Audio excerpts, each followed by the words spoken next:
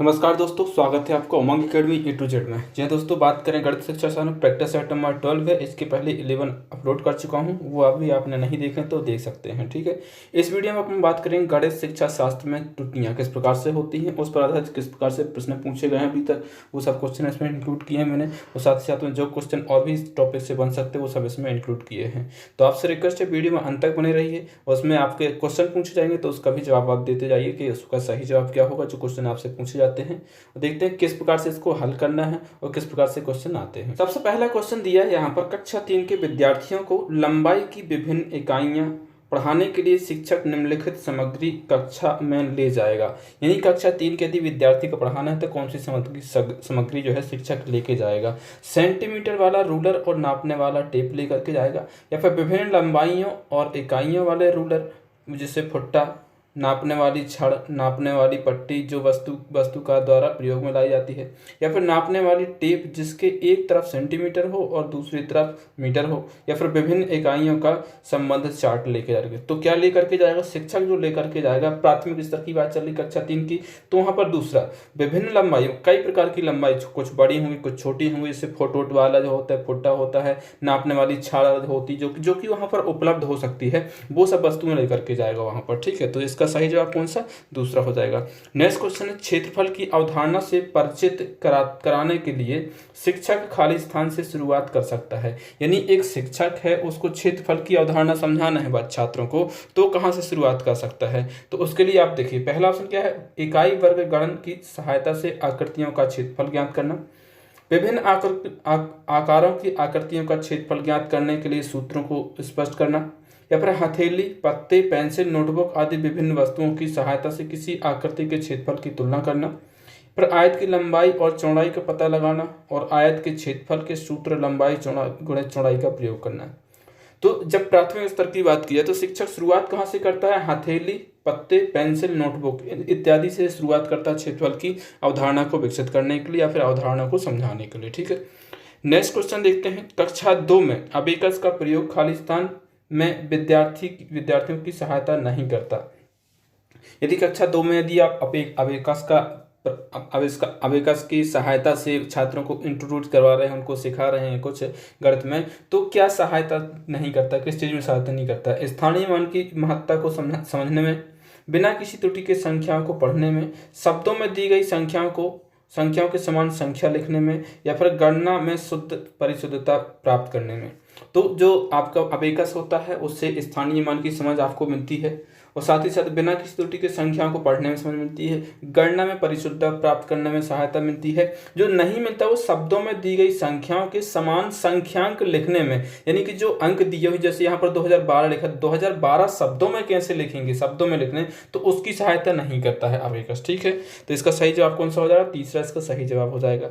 Next question देखते हैं, कक्षा 5 के विद्यार्थी समस्या 1/2 भागे 1/3 को सही तरीके से हल कर सकते थे, लेकिन वे इस समस्या का हल नहीं निकाल सकते थे कि आधे केक के कितने 1/3 केक के टुकड़े हैं। इसका कारण है, वैसे तो इस प्रकार के क्वेश्चन यदि आपको हल करना हो, न्यूमेरिकल में भी आ सकते हैं, बहुत ज़्यादा क्वेश्चन आता है।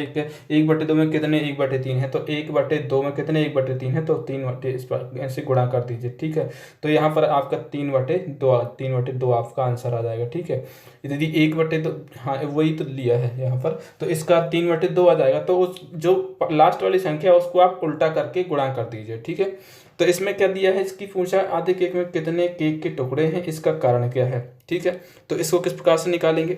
इसमें क्या देखना है आपको, भिन्न पर संख्याएं बिना संदर्भित और भाषा सहायता पढ़ाई गई है, या फिर विद्यार्थी इन समस्याओं की गणितीय तुलना को समझने के योग्य नहीं है। तो ये तो कतई नहीं हो सकता, कभी जो विद्यार्थी होते हैं हमेशा योग्य होते हैं, कुछ भी कर सकते हैं। विद्यार्थी का भाषा विकास बहुत खराब है, ऐसा बिल्कुल नहीं है। ठीक है, कक्षा 5 के लिए उच्च कठिनाई स्तर है, मतलब उच्च कठिनाई स्तर नहीं है। इसका सही जवाब क्या? भिन्न पर संक्रियाएं बिना संदर्भीकरण और भाषा सहायता पढ़ाई गई हैं। यानी उनको जो भिन्न की अवधारणा है, जो कि संक्रियाएं हैं, संदर्भित संक्रियाएं होती है, जो कारण होते हैं, उनको नहीं पढ़ाया गया है, इसलिए ऐसा है। ठीक है, तो इसका जो है पहला ऑप्शन क्या हो जाएगा, इसका सही हो जाएगा। नेक्स्ट क्वेश्चन देखते हैं, गणित शिक्षण की मुख्य विधि है। गणित शिक्षण की मुख्य विधि कौन सी? व्याख्या विधि है, प्रदर्शन विधि है, आगमन निगमन विधि है, या फिर ये सभी है? तो गणित शिक्षण में सभी विधियों का प्रयोग किया था, कहीं कहीं पर व्याख्या प्रयोग किया था, कहीं प्रदर्शन प्रयोग किया था, कहीं आगमन निगमन का प्रयोग किया था। आगमन निगमन का तो किया ही किया जाता है, सूत्र के द्वारा भी किया जाता है, उदाहरण के द्वारा भी किया जाता है। ठीक है, तो ये सभी इसका आंसर हो जाएगा चौथा। नेक्स्ट क्वेश्चन, प्राथमिक स्तर पर गणित शिक्षण में बच्चों में त्रुटि की संभावना को कम करने के लिए शिक्षक को चाहिए कि वह क्या चाहिए, क्या करना चाहिए शिक्षक को? बालकों को गणितीय चिन्हों का प्रयोग का बार बार अभ्यास कराए, बालकों में गणित के प्रति सकारात्मक दृष्टिकोण पैदा करे, बालकों को हतोत्साहित ना करे। यहाँ पर देखो, हतोत्साहित ना करे, हतोत्साहित होता है तो वो नहीं करना है। ठीक है, हतोत्साहित ना करे। ठीक है, तो क्या चाहिए? उपरोक्त सभी, इसका भी क्या हो जाएगा, सही हो जाएगा। उपरोक्त सभी, बालकों को गणितीय चिन्हों का प्रयोग कर बार बार उसका अभ्यास कराना चाहिए, सकारात्मक दृष्टि उसके साथ पैदा करनी चाहिए, उनमें प्रेरणा भरनी चाहिए, और साथ ही साथ उत्साहित करना है, हतोत्साहित नहीं करना है। उत्साहित और हतोत्साहित एक दूसरे के विपरीत शब्द हैं। हतोत्साहित बहुत ज्यादा सीटेट के एग्जाम मैंने देखा है, बहुत सारे क्वेश्चन पेपर देखे जितने भी अभी तक हुए हैं। ठीक है, तो इसमें बहुत ज्यादा पूछा जाता है कि हतोत्साहित, तो हतोत्साहित नहीं करना है। ठीक है, तो इसका जवाब हो जाएगा कौन सा? चौथा इसका सही हो जाएगा। नेक्स्ट क्वेश्चन है, उच्च प्राथमिक स्तर पर गणित शिक्षण का सर्वाधिक महत्व किस रूप में होता है? भौतिक में, मानसिक में, व्यवहारिक में, आध्यात्मिक में? तो इसका सही जवाब जो है वो क्या है? व्यवहारिक में होता है। जब गणित आप उच्च प्राथमिक स्तर 6 से 8 की बात करते हैं तो वहाँ पर व्यवहारिक होता है, लेकिन यदि मैं आपको उच्च काट दूं, यहाँ पर उच्च काट दूं, तो फिर इस क्वेश्चन का आंसर क्या होगा? इस क्वेश्चन का आंसर, यदि मैं प्राथमिक स्तर पर गणित शिक्षण का सर्वाधिक महत्व किस रूप में होता है, तो मानसिक में हो जाएगा। यदि उच्च लिखा हुआ है तो व्यवहारिक में होगा, विशेष ध्यान देना है। यदि इसको काट दिया, उच्च को प्राथमिक स्तर पर पूछा जाए तो प्राथमिक का होगा, मानसिक का होगा। इस क्वेश्चन का आंसर क्या होगा? इसका सही जवाब होगा तीसरा। नेक्स्ट क्वेश्चन है, बालकों में गणित संबंधी त्रुटियों का पता लगाने के लिए आवश्यक है। क्या आवश्यक है? उपचारात्मक परीक्षण, निदानात्मक परीक्षण, मौखिक परीक्षण, या फिर स्वभाव परीक्षण? तो उपचारात्मक त्रुटि, जो भी आपके बालकों में किसी प्रकार की संबंधित त्रुटि होगी उसका पता लगाने के लिए क्या करते हैं? सबसे पहले होता है निदानात्मक परीक्षण किया जाता है। जब निदान होता है, निदान का मतलब होता है शिक्षा शास्त्र में, निदान का मतलब होता है कि समस्या क्या है। यदि आप उसकी परीक्षा लेंगे तो कुछ ना कुछ तो समस्या निकलेगी, जो वो गलती कर रहा है। तो जो गलती हुई है वो क्या है? वो उसका निदान होगा। ठीक है, निदानात्मक परीक्षण हो जाएगा।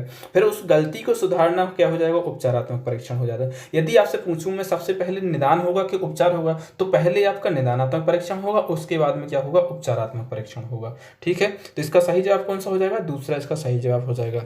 नेक्स्ट क्वेश्चन देखते हैं, गणित शिक्षण में शिक्षक द्वारा की जाने वाली त्रुटि प्रमुख है। शिक्षक द्वारा कौन सी त्रुटि मुख्य रूप से की जाती है? उपयुक्त शिक्षण विधियों का प्रयोग ना करना, चित्रात्मक तरीके से बालकों को पढ़ाना, शिक्षण कार्य के बीच बार बार कक्षा में घूमकर बालकों का निरीक्षण करना, या फिर उपरोक्त सभी।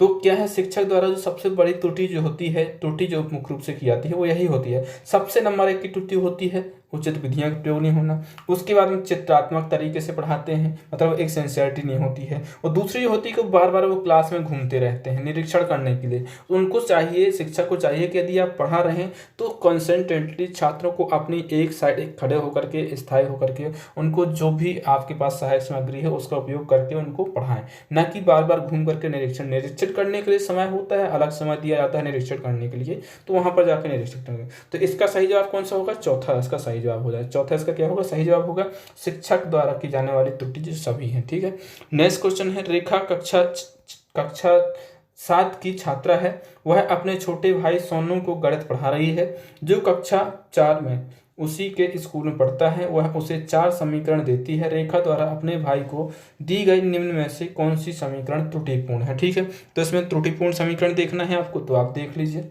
ठीक है, तो सबसे पहले नीचे से देखता हूँ मैं, क्या 50/2 बराबर कितना आ जाएगा? 25 आ जाएगा। 25/2 करेंगे तो बराबर कितना आ जाएगा? 25/5 करेंगे तो बराबर कितना आ जाएगा? 5, यानी कि ये सही है। 27 + 3 कितना होता है? 30 होता है। और 30 × 3 कितना होता है? 90 होता है, ये भी सही है। 7 + 11 कितना होता है? 18। 18 में से माइनस भाग करेंगे 9 का, तो बराबर कितना आएगा? 2 बार जाएगा।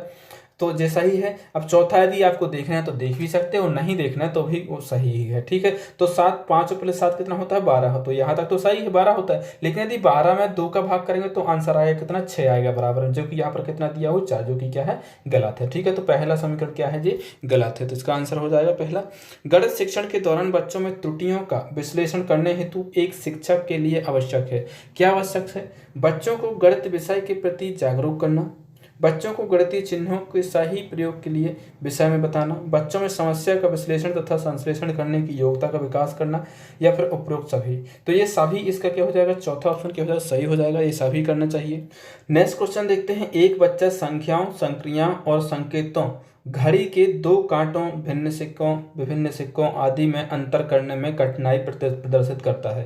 इसका निहितार्थ है, मतलब इसमें निहित अर्थ है कि विशिष्ट बाधाएं उसके सीखने को प्रभावित कर रही, मतलब कौन सी बाधाएं हैं जो कि उसको प्रभावित कर रही सीखने के लिए, ठीक है। तो देख लेते हैं। कमजोर गति कौशल, पढ़ना और लिखना कौशल, या फिर कमजोर शाब्दिक, चक्षुष, श्रव्य और कार्यकारी स्मृति, या फिर कमजोर चक्षुक प्रक्रम योग्यता जैसे चक्षुक विभेदीकरण, स्थानिक संगठन और चक्षुक समन्वयन, या फिर कमजोर भाषा प्रकरण योग्यता जैसे अभिव्यक्ति भंडार, शब्द भंडार और शब्द प्रकरण। तो इसका जो मुख्य रूप से इसका सही जवाब होगा वो कौन सा होगा, तीसरा। चक्षुष प्रकरण में इसकी जो योग्यता है, जैसे कि चक्षुष विभेदीकरण, वो अंतर नहीं समझ पा रहा ना है, वो अंतर नहीं समझ पा रहा है कि उसमें किस प्रकार से उसको पढ़ना है कि समय कौन सा हुआ है। इसमें स्पष्ट रूप से लिखा दिख रहा है कि अंतर करने में कठिनाई महसूस कर रहा है, ठीक है। तो अंतर करने में कठिनाई महसूस कर रहा है, इसका मतलब क्या है, वो विभेद करने में क्या है, विभेद करने में कठिनाई महसूस कर रहा है। स्थानिक संगठन और चक्षुष समन्वयन में क्या है, वो कठिनाई महसूस कर रहा है। तो तीसरा आंसर इसका क्या हो जाएगा, तीसरा ऑप्शन सही हो जाएगा। नेक्स्ट क्वेश्चन है। कक्षा 2 के विद्यार्थियों का सरल आकृतियों, उसके लंबों और किनारों से परिचित कराने का सबसे उत्तम कारण है। क्या है सबसे उत्तम कारण? श्यामपट्ट का तल, जियोबोर्ड, 3D सॉलिड्स के नोट्स, या फिर क्यूब। तो जब भी आपको सरल आकृतियों की बात की जाती है तो सरल आकृति में 2D आकृति आती हैं, तो 3D वाला ऑप्शन तो वैसे ही गलत हो जाएगा, ठीक है। वो क्यूब जो है, क्यूब्स जो है वो भी क्या है, एक 3D आकृति होता है, क्यूब क्या हो 3D, तो ये आपसे ऑप्शन अलग हो जाएंगे। अब इसके बाद श्यामपट्ट का तल क्या है, आप सोचिए कि सरल आकृतियों के लिए क्या श्यामपट्ट उपयुक्त होता है, नहीं होता है। तो इसका सही जवाब कौन सा, जियोबोर्ड। जियोबोर्ड जो होता है बहुत ही अच्छा उपयोग यंत्र होता है। इसके बारे में अभी मैंने कोई वीडियो नहीं बनाया जियोबोर्ड के ऊपर, 10 ग्राम के ऊपर, लेकिन बहुत जल्द आपको मिल जाएगा इसके ऊपर, ठीक है। 10 ग्राम का वैसे जब क्वेश्चन दिए तो उसमें मैंने बताया था कि 10 ग्राम क्या होता है। तो सरल आकृतियों को बताने के लिए जियोबोर्ड का बहुत अच्छे तरीके से उपयोग किया जाता है। जियोबोर्ड एक प्रकार से मान लो यदि ये आयत टाइप का दिया है, इसमें थोड़ा सा उठे हुए होते हैं, जो खूंट उठे हुए होते हैं, और इससे और दूसरी आकृति बनाई जा सकती है कि जैसे कि इसको इस प्रकार से करने के एक त्रिभुज बन जाएगा, ठीक है। यदि इसको ऐसे लंबा किया जाएगा तो क्या बन जाएगा, आयत बन जाएगा, यानी 2D आकृतियां इसमें पूरी बनाई जा सकती हैं, ठीक है। नेक्स्ट क्वेश्चन देखते हैं। नेक्स्ट क्वेश्चन, गणित शिक्षण की आगमन विधि का सिद्धांत है। आगमन विधि का सिद्धांत क्या है, निगमन विधि का सिद्धांत क्या है। ये सिद्धांत आपको हिंदी शिक्षा शास्त्र में मैंने अच्छे से बताया है, संस्कृत में बताया है, पर्यावरण में बताया है, और साथ ही साथ में आपको बाल विकास नहीं बताया। तो इसका आंसर तो आपको बिल्कुल आना ही आना चाहिए। अज्ञात से ज्ञात की ओर, अज्ञात से ज्ञात की ओर, या फिर सामान्य से विशिष्ट की ओर, विशिष्ट से सामान्य की ओर, ठीक है। यहाँ पर क्या है, अज्ञात से अज्ञात की ओर, अज्ञात से ज्ञात की ओर, समान से विशिष्ट की ओर, या फिर विशिष्ट से सामान्य की ओर, ठीक है। तो इसका आंसर क्या होगा, ये आप मुझे कमेंट बॉक्स से कमेंट कीजिए। यदि सही आंसर आपको पता है तो वो कमेंट कीजिए, नहीं पता है तो मैं इसका आंसर आपको कमेंट बॉक्स से कमेंट कर दूंगा, ठीक है। तो इसका आंसर आप कमेंट बॉक्स से कमेंट कीजिए, क्या होगा इसका सही आंसर। नेक्स्ट क्वेश्चन है। किसी छात्र को नीचे दी गई संख्याओं को पढ़ने के लिए कहा गया, 306, 408 और 4008 और 4018। उसने इन्हें इस प्रकार पढ़ा। 30/6 पहली संख्या को क्या पढ़ा, 30/6 पढ़ा, दूसरी को पढ़ा 40/8 पढ़ा, तीसरी को 408 पढ़ा, 40 को, चौथी को क्या पढ़ा, 40/10 पढ़ने में त्रुटि का कारण है कि, तो उसका क्या कारण है कि जो इस प्रकार से पढ़ना है। छात्र को गणित की कक्षा अच्छी नहीं लगती और कक्षा उबाऊ मतलब कष्टदायक लगती है, ठीक है। या फिर छात्र ने स्थानीय मान की संकल्पना तो समझ ली परंतु उसका उपयोग नहीं जानता। या फिर छात्र गणित का अध्ययन करने के लिए उपयुक्त नहीं है, या फिर छात्र स्थानीय मान की संकल्पना को नहीं समझता है और उसे केवल 2 अंकीय संख्या को पढ़ना आसान लगता है। ठीक है, तो देखो इसमें क्या करना है, कभी भी आपको कोई सा भी क्वेश्चन हो तो उपयुक्त नहीं है ऐसा कभी नहीं करना। हर एक छात्र हर एक चीज पढ़ने के लिए सीखने के लिए उपयुक्त होता है। ठीक है, तो तीसरा गलत हो जाएगा।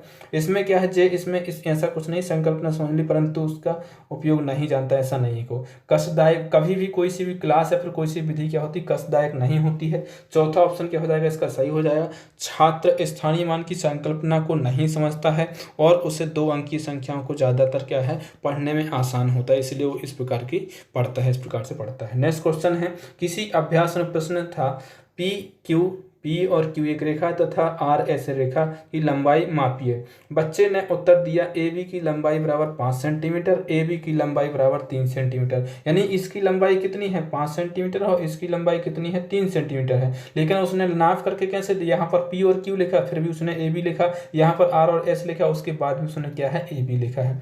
तो इसमें यह संकेत करता है कि संकल्पनात्मक त्रुटि को या फिर कार्यात्मक विधिक त्रुटि को या फिर रेखाखंड का नाम ए बी लिखने की आदत के कारण त्रुटि को या फिर पढ़ने की त्रुटि को। तो ये जो उसने लिखा ए बी लिखा, ए बी बराबर 5 सेंटीमीटर, ए बी बराबर 3 सेंटीमीटर, वो लिखा है रेखाखंड का जब भी वो उपयोग करता है या फिर जब भी उसको शिक्षक ने पढ़ाया होगा तो ए बी की अवधारणा उसके मन में बन गई है, तो उसकी जो आदत बन गई है ना, क्या है जो आदत के कारण त्रुटि हो रही है। ठीक है, तो इसका सही जवाब कौन सा होगा, तीसरा होगा। उम्मीद है आपको वीडियो पसंद आया हो। वीडियो यदि पसंद आया है तो वीडियो को लाइक कर दें, अपने दोस्तों को शेयर कर दें, और यदि आपने चैनल को सब्सक्राइब नहीं किया तो सब्सक्राइब कर लें। साथ ही साथ में उसके साइड में एक बेल आइकन होगा तो उसको प्रेस कर लें, ताकि जैसे ही वीडियो डलेगा तो उसका नोटिफिकेशन आपको मिल जाएगा, जिससे आपको वीडियो ढूंढने में आसानी नहीं होगी। और अपनी जो तैयारी है उसको बनाए रखिए। जनवरी में इसके एग्जाम होने वाले हैं, एमपी टेट के। सी टेट का भी अभी नोटिफिकेशन नहीं आया है कि कब एग्जाम होगा, लेकिन 2021 में आपको केबीएस के भी एग्जाम, केबीएस के मिलेंगे एग्जाम और एनबीएस के एग्जाम भी होने को मिलेंगे। ठीक है, तो ये याद रखिए कि ये 2 एग्जाम बहुत इंपॉर्टेंट हो। तीसरा आपको सी टेट और एमपी टेट, ये 2 एग्जाम तो होने ही होने। ठीक है, तो केबीएस की तैयारी बनाए रखिए। जो कैंडिडेट सी टेट क्वालिफाई हैं, जो नहीं है क्वालिफाई, तो वो सी टेट क्वालिफाई के लिए बहुत ही जल्दी अपनी प्रिपरेशन कंप्लीट करके रखें। मिलते एक नई वीडियो में, तब तक के लिए नमस्कार।